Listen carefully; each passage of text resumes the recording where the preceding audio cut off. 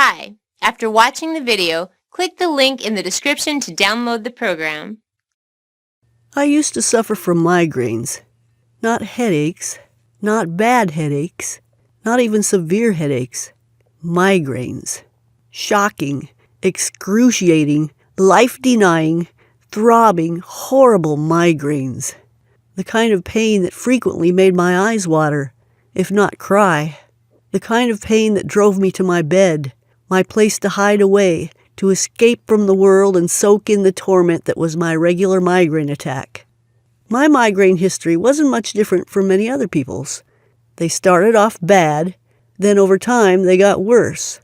At first, they were throbbing pains on one side of my head. Sometimes they were not too awful. Occasionally they were manageable. As months and then years rolled by, they steadily worsened. They became more frequent. They also lasted longer. When they first started, they'd be over by the next day. But they eventually ran into more than 2 days. And those 2-day migraine attacks disrupted so much in my life. As time wore on, my neck began to hurt. My sensitivity to light and noise became more acute. Originally, I would sleep the migraine out in my own bed. But as they worsened, even the slightest sound my partner made caused me pain. In the end, at the onset of a migraine, I had to retreat to our second bedroom, to be alone and away from everyone and everything.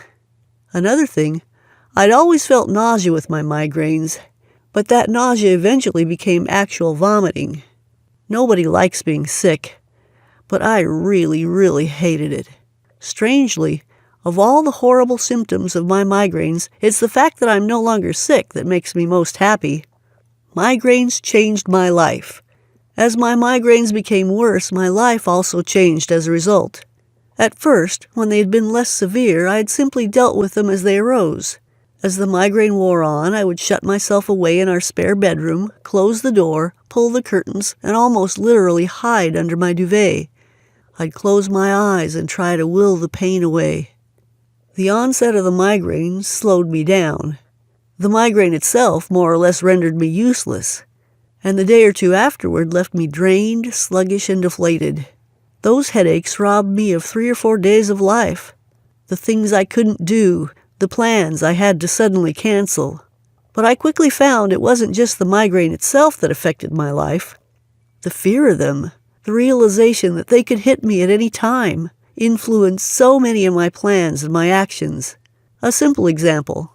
I couldn't take a job where I had to be alert and on my toes all day, or where I would be dealing with customers. It had to be a job where, putting it bluntly, I could be quite ill from time to time, and then make up for the lost work hours in my own time. After all, who would hire me if my migraine actively hurt their business? The sheer unpredictability of my migraines made even the most ordinary things difficult. I could drive short distances, but longer distances always created a problem. What if I became ill at the other end of my journey? Who would I call to pick me up? And my car? My productivity, both in my personal and work life, was heavily knocked by my migraines. At times, I simply couldn't do a thing for myself or for anyone else. One of the worst things about migraines occurs when you're not even experiencing one. It's the fear of them, because just not knowing when to expect the next attack, wondering if a migraine will suddenly pop up and ruin a busy day at work, a trip to the cinema, or a social gathering with friends. The mental effort of dealing with background worries about when it will strike next was exhausting in itself. Those years of suffering migraines were difficult years indeed. I don't miss them. So many migraine remedies, but so little success. There are millions of migraine sufferers, and before I finally cured mine, I searched everywhere for some sort of relief. But although there's tons of information out there, I gradually realized it all pretty much falls into just 2 categories. Take meds, get treatment, medical stuff in other words. Avoid the triggers that turn on the migraine attack in the first place. There's a hierarchy of treatments, each one a step on from the previous one. There's lots to try, plenty to fail at, and of course an array of potential remedies to spend your money on. I tried plenty. I spent plenty of dollars too. And no matter what I tried, there was always something else I could have a go at just around the corner. Not all doom and gloom? Of course, some medications do work in some ways. There's so many variations of migraine sufferer, and with so many medications on the market, it's inevitable that sometimes a sufferer and a medication are just right for each other. A match made in heaven, you might say. The sufferer doesn't usually get rid of the migraine. They still attack when they least expect it, but the meds make it more manageable. For the rest of us, though, it can be a case of either soldiering on through the pain and nausea, or just sitting it out in darkness and silence until it goes. And as I found, the meds rarely work in the way we'd like them to, as in getting rid of the migraines once and for all. Sure, plenty of individuals get some relief from their symptoms from time to time. I knew people whose drugs, if taken at the earliest stages of a migraine, would help make the migraines less severe than they would have otherwise been. The results, though, are unreliable. Sometimes those same people will take their meds early and the migraine rushes in anyway, as if they'd never taken them at all. My doctor warned me about taking too many drugs for my migraines. He pointed out the irony that taking too much medication had the side effect of medication overuse headache. A headache caused by my headache medications. I did laugh when he told me that, but it's actually not that funny. Migraine remedies are hope and pray remedies.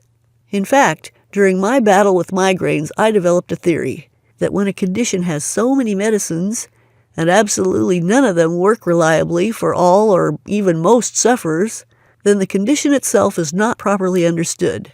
When I suffered migraines, I would try the various medications and treatments one at a time, and with each I would just hope hard for relief. I quickly discovered that hope is not a good strategy. I also realized that the drugs companies are actually trying things out, and at best getting temporary, short-lived successes. Their offerings were hit and miss, unreliable and uncertain. And they're tackling symptoms, not causes. If they successfully tackled causes, then migraines would end. But people like to pop pills because that's easy to do, and we're conditioned to believe there's a pill for every problem. And pharma likes to sell pills because they make a lot of money. So pills it is. For a while, I thought tackling triggers was the key. On the brighter side, I found a lot of conversation around what triggers migraines. Triggers are emotional, physical, environmental, or dietary events that set your migraine in motion. There are literally dozens of different potential triggers. Most people's migraines are affected by just a handful of them. The trick is to work out the few that affect you most and then do your best to avoid them. The avoidance of triggers was my favorite approach. It's free of cost to do because it mostly requires you to stop doing certain things. More than that, it held out the hope of a cure for my migraines. If I could just pinpoint the one or two things that caused my migraines, I could simply make sure I never did them again, and everything would be fine after that. If only. Addressing triggers does make some sense. For about half of us, there are things that we can identify as prompting the migraine to start. The thing is, how do we know what they are? Easy said, not so easy done. Identifying your personal migraine triggers can be quite difficult. For some of us, our triggers are almost impossible to spot. For sure, if you can spot one or two triggers, then it can make a world of difference. I should know. When I first started out trying to cure my migraines, I tried everything imaginable, and triggers seemed to me like a good place to start. Turned out it was. I found a guide to triggers online, with some very helpful advice on how to spot and deal with my own. The guide was created by a gentleman by the name of Christian Goodman. I worked through his guide and two things happened. One, I realized I had a couple of primary triggers mostly around posture and stress. As triggers, these two are pretty difficult to address, especially the stress. But at least I knew. At least I had something I could do about my migraines. 2, I now had a tool I could use to reduce the effects of my migraines. True, I was never able to prevent them, but if I got things right, they were sometimes less intense. Given the awfulness of my migraines, anything was better than nothing.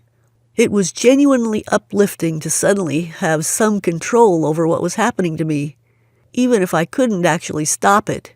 But here's the thing. Managing triggers is very difficult. First, they're hard to identify. And I suspect that I still had one or two unidentified triggers for my own migraines. Often you think something is a trigger, but it isn't. It's actually just a symptom. Then some triggers are just very difficult to manage. If your trigger is in some of the food you eat, then if you're lucky enough to be able to identify that food, then you can simply stop eating it. It's more difficult if it's a whole food group, dairy, say, or wheat, but it's still doable. You can cut these things out. But what if your trigger is something harder to get a hold of, more difficult to properly address? Background stress, perhaps. Nervousness. Low mood. Energy loss. This kind of stuff is normal. It's part of everyday life. For everybody who has a job or a family, or a job and a family, for some people a level of anxiety or stress is just their normal default state. It's part of their makeup. For almost everyone, we find that such triggers are a common part of our lives at some point. Whenever things get tough, when we work harder than usual, or when we miss out on some sleep, that's when the trigger comes into play. Managing them is extremely difficult. But triggers are part of a dangerous migraine myth. The medical profession is united in one thing. They admit they don't properly understand the causes of migraines. Almost everything that's ever said about migraines in the medical press has nothing to do with curing the migraine itself. We talk about triggers, and managing them can help. We talk about meds. They're expensive but have some beneficial effects sometimes for some people. But meds deal with a migraine that's either about to happen or is in full flow. Meds are usually too late. And triggers, which are good to identify and are where most people's hopes lie, are not the actual cause of migraines. Let me repeat that, because too many people think that if they get rid of their migraine triggers, then they've tackled their migraine's cause. Triggers are not the cause of your migraines. Here's a way of thinking about this that makes it clear. Why can some people drink a bucket of coffee and feel nothing, while someone else drinks a cup and suffers 72 hours of migraine hell? How come Bob gets exhausted after a couple of stressful days at work but recovers after a good night's sleep? But John, who works with Bob and had exactly the same experiences, goes home to wild thumping head pains, ghastly light sensitivity, and vomiting. How come Bob is refreshed the next day while John has to shut himself away for 48 hours to cope with his blisteringly painful headaches? It can't be the triggers. Can it? Both had exactly the same experience at work. Both came home tired and stressed. So both had the same triggers. Yet one is fine the next day while the other has severe migraines. There must be something else at work here. If you read Christian Goodman's trigger guide that I mentioned a moment ago, you'd realize that migraine triggers are everywhere. They are food triggers, psychological triggers, dietary triggers, environmental triggers, endless triggers for migraines. Most of life is a migraine trigger. We all encounter migraine triggers almost every day of our lives. Yet only some of us actually get the migraines. I used to get migraines regularly. You still do, I'm guessing. But my sister doesn't get them. My best friends don't either. My boss never has a headache, let alone a migraine. They all experience many of these typical migraine triggers, though. Migraine triggers without the migraine. What on earth is going on here? The answer is this. The triggers aren't your migraines. They aren't even the cause of your migraines. If you think they are, then you've been duped. Consider this. The trigger is triggering something, isn't it? So if we address that something, aren't we getting to the root of the problem? I think so. Actually, no. I know so. Why do I say this with such certainty? Because I found out something a short while ago. Something that I was able to make use of to put paid completely to my migraines. It's not exactly a secret because so many people do it now, but it's not widely publicized by the medical industry. You want to know why? Here's a clue. It doesn't require meds, potions, or surgeries. It doesn't cost a penny to do it. There's nothing for sale. Let me tell you about it. The missing link. What cured my migraine forever. Notice I say cured, not reduced or helped or made it a little better. Maybe what I learned will only reduce your migraines. I'd have been happy with that. but it ended my migraines. I haven't had one for 14 months and counting. For me, this revelation has been one of the best things that ever happened to me. Here's what happened. As I mentioned earlier, I had been using a guide written by Christian Goodman to identify my migraine triggers. And it had certainly helped. I narrowed down several psychological and one possible dietary factor, some types of cheese, that seemed to set off my migraines. By addressing those factors, I managed to reduce the severity of some of my migraines. I still got them, but sometimes they were noticeably less intense than normal. I was grateful for that. Better still, my recovery was quicker. I previously had migraines up to 2 days at times. What I learned from Christian's guide made sure I never got a 2-day migraine again. That guide is no longer available, but you can still get it directly from Christian. I'll tell you how shortly. It won't cost you anything either. But then, along came something astonishing. One day, Christian contacted me and asked me if I would be part of a small trial group for some exercises he'd developed. These exercises weren't your usual keep fit kind of movements. They were designed to tackle migraines at their root cause. Christian told me that the intention wasn't to relieve migraines but to eliminate them, to get rid of them once and for all. There were no drugs involved, nor did I need to go to a gym, a therapist, or buy special equipment. None of that. He asked me would I like to take part in the trial. Of course I would. Before he sent me my initial instructions, he told me what the thinking was behind these new exercises. I was absolutely astonished by what I heard. First, Christian explained how migraines worked, discovering the bit in the middle. The detail that matters is easy to understand, and it's this. A migraine is the end result of a very short chain of events. It's a sequence, basically, and at its simplest, here's how the sequence works. Trigger, thing that gives you the migraine, migraine. The trigger affects something in your body, and it's that something that causes migraine pain. The trigger is the agent, not the cause. It's that something that is the real culprit. It's the bit in the middle that holds the key to your migraine pain, and its cure. Because saying the trigger causes migraines is like your team winning a game and me claiming they won because the referee blew the starting whistle. Yes, the starting whistle got things going, but something else, in this case the team, won the game. The team was the cause of the win. Migraine triggers are like referees' starting whistles. They get the thing going. They trigger it. But the migraine itself is caused by the something that the trigger sets in motion. The medical profession either addresses the trigger to prevent or reduce the migraine, or the migraine itself, usually drugs to reduce its effects. They ignore the middle bit of the sequence, the something, because, well, they don't know properly what it is. But here's what Christian told me. He explained that oxygen therapy had been tried out for people suffering very severe headaches, migraines included, and that the therapy had some notable successes. The therapy hadn't cured the migraines, but given an oxygen canister and a mask, patients in the middle of a painful migraine experienced genuine improvement in their condition. The improvements were quick, although disappointingly short-lived. But what Christian spotted was that migraine might simply be caused by lack of oxygen getting to the brain. If that's so, then if you tackle that before a migraine even started, then haven't you just cured migraines? Not reduced it or improved it, but cured it. Now, doctors already had oxygen deprivation on their list of suspects for migraines. There was already a suspicion that a shortage of oxygen to the brain was a cause of migraine.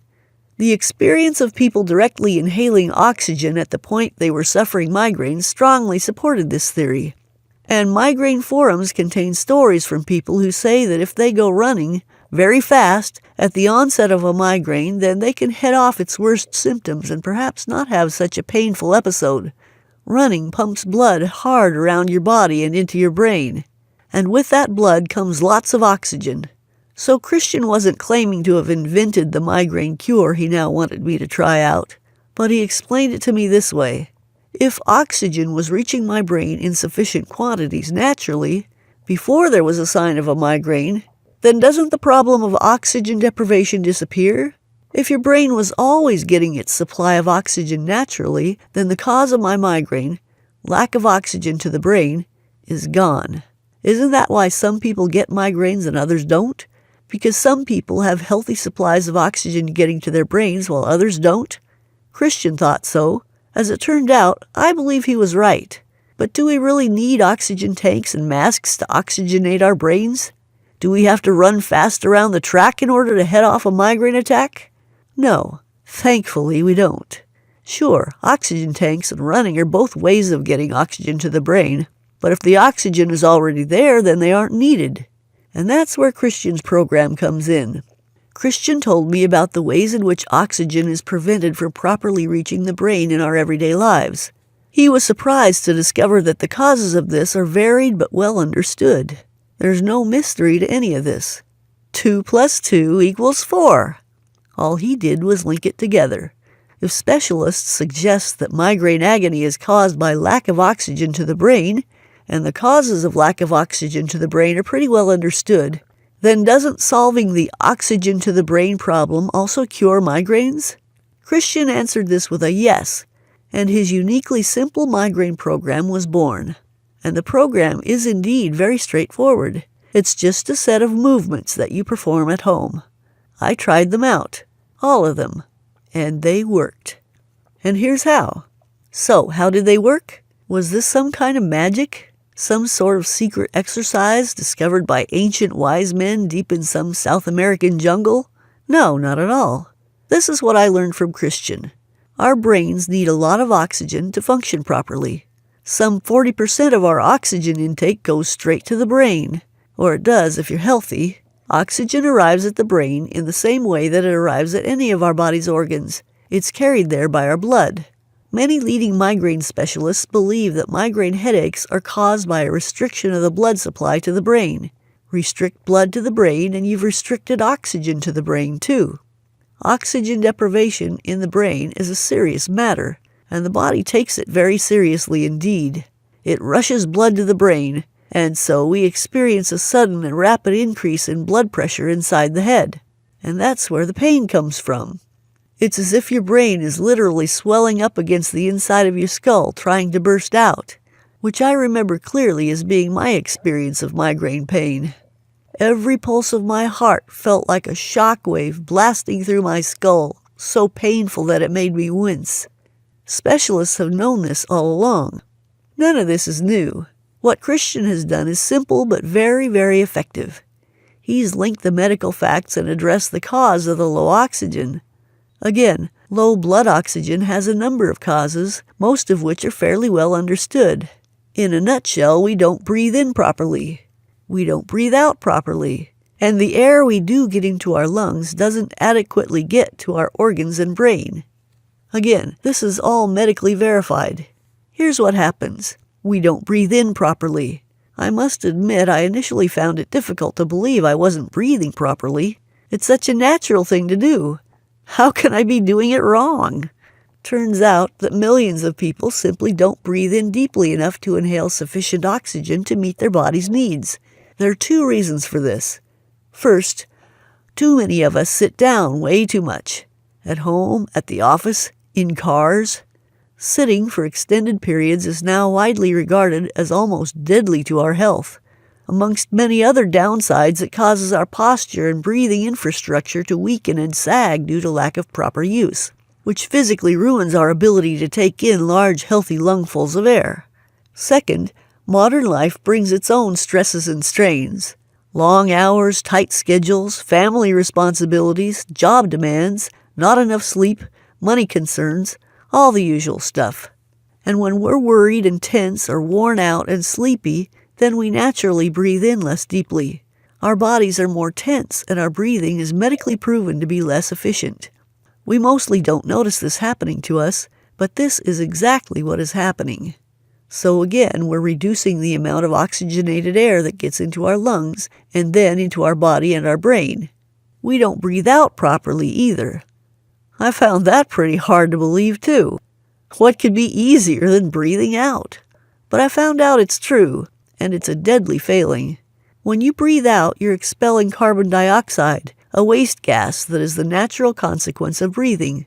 Carbon dioxide is a poison, but modern life, sitting watching TV, riding in the car, and so on, plus general tension in the body means we're not properly expelling carbon dioxide, which in turn means that some carbon dioxide just sits in our lungs, which is where it absolutely ought not to be. And while it's there, it's taking up space where oxygenated air should be. The oxygen we do get struggles to reach our brains. Turns out not breathing properly isn't the only problem. There are more than 70 muscles in the neck, face, and head region. Tightness in these muscles isn't uncommon. If enough of them are too tense for too often, then they actively restrict blood flow to the brain. And in our modern lives, muscle tension is widespread. Fatigue, stress, and looking down at laptops and smartphones creates huge tensions throughout our shoulders, necks, faces, and heads. We don't always notice it because we're so used to the stiffness. It's been with us for years or even decades. But those tight, constricted muscles make it very difficult to get oxygenated blood to our brains. The tightness acts as blockages, valves if you like, that have been turned to the off position. I know this was true for me. One of the very first things I noticed when I tried Christian's exercises was just how tense my neck, face, and head muscles had become. And just how lovely it felt when they became relaxed and soft for the first time in years. Nothing new here. I'll repeat this for good measure. Christian Goodman hasn't single-handedly discovered the cure for migraines. He's not claiming to have done that. What he's done is taken widely accepted medical facts and drawn them together to create what is in many respects an obvious remedy for migraines. His program, called the Migraine and Headache Program, makes use of these well-understood facts about how our bodies do and don't work. For me, the Migraine and Headache Program addressed each problem area. First, not breathing in and out properly, and then oxygen not being able to reach my brain properly. In a short period of time, those problems had gone away. Click the link in the description to download the program.